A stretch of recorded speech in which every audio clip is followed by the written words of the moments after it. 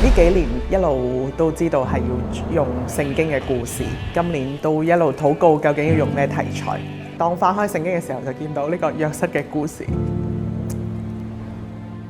有感到呢個故仔話俾我哋聽，好多時候人會有一個諗法，就係遇到苦難嘅時候會認命，但係苦難其實係成就我哋以後更美好嘅踏腳石。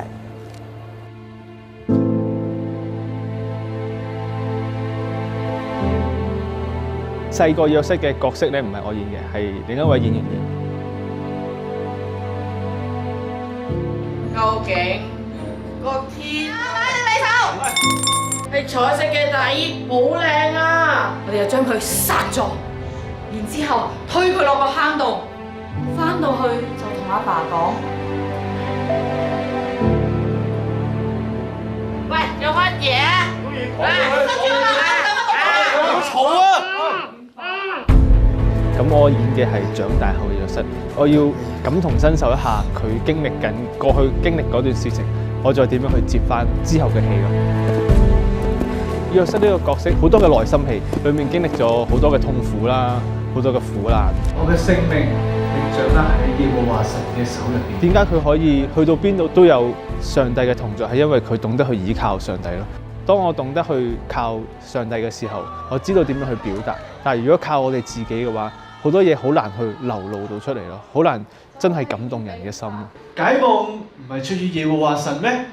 或者你講俾我聽，我可以幫你哋解決下你哋嘅煩惱咧。其他人嘅禾稼就圍住我嘅禾稼下拜。你做乜掉低我啊？個仔啊，約瑟啊！約瑟，你點解咁苦難係讓我哋成為一個更成熟、能夠承載更多嘢嘅好大嘅幫助者。如果我哋一直認為係認命嘅，你嘅人生就一路苦難落去。但係如果我哋認識呢位上帝嘅時候，原來呢位上帝係可以將苦難變成祝福嘅一個上帝。整個嘅演出，我哋今晚嘅即係演話劇呢樣嘢，唔係我太中意嘅，但係我學習到嘅係，雖然我中唔中意都好，但係我而家係服侍緊上帝。麥徑長滿7個美好嘅麥穗，亦都係代表7年。當我哋去服侍上帝嘅時候，就全心全力去為上帝去擺上啦。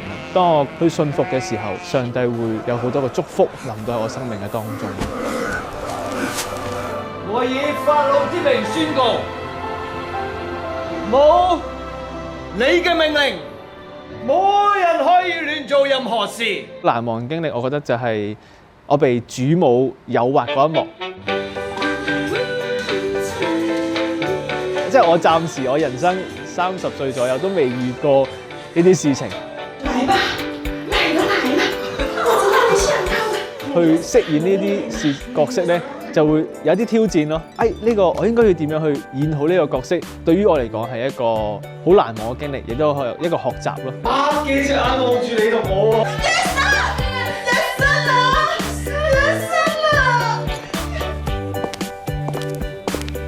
約瑟其實總共有11個兄弟啦，教會裏面男丁其實係好有限，盡量能夠用嘅男丁都叫晒出嚟啦。最困難嘅係要去湊合咗一定數量嘅人咯。好感恩係神佢嘅預備，讓睇起嚟我哋可能覺得好有限嘅資源，但係亦都將呢件事能夠呈現得出嚟。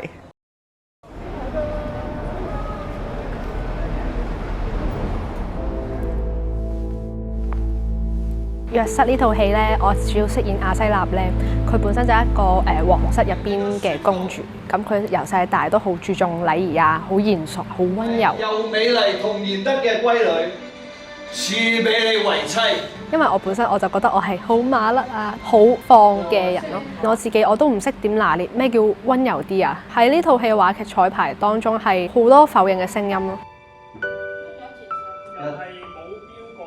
其實你都唔配呢個角色嘅，其實你根本都冇呢個特質，點解你會演呢個角色？點解唔係俾其他姊妹演會更加適合呢？每次喺我最焦慮、最無助嘅時候，就係神嘅話要拯救咗我。佢就會講亞西納呢個角色就係我揀選，除咗我冇任何人可以奪走到。都感受到弟兄姊妹好多嘅愛，俾到我好大嘅力量同勇氣，令我成長咗好多。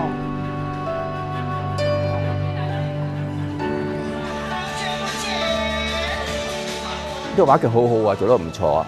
有時佢咧生裏邊咧係好多嘅唔同嘅遭遇啦，但佢咧好能夠依靠耶和華神啊，所以佢能夠咧係唔會咧去行差踏錯咯，佢都唔會懼怕權勢啊。人生有時咧就好多嘅難處啦，但係我哋話咧苦盡甘來，柳暗花明又一村啦，個信仰嘅力量好重要嘅。喺彩排期間，其實我醫院實習就開始緊嘅，比較活潑啲、開朗啲，我隨時都可以做到。但係對溫柔嚴肅，我覺得我需要更加多嘅訓練咯。喺我每次考試啊，我要做 project 啊，係好順利咁完成，就會覺得冇得唔相信神，佢就係真嘅存在，佢就係真嘅神咯。我在塵世尋着你，茫茫空虛，悄然是驚喜人生來。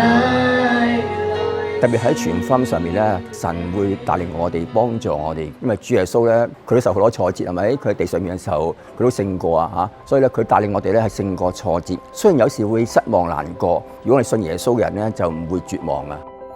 福音嘅能力就俾我哋有盼望，會失望但係唔好絕望，因為有耶穌俾我哋盼望。好啊！你做乜嘢啊？就買咗呢個朱古力色嘅，又蠢又懵。約瑟係一個發夢嘅人，佢係一個有夢想嘅人。可能你細嗰陣時會有一啲嘅夢想，或者你人生裡面有一啲嘅夢想。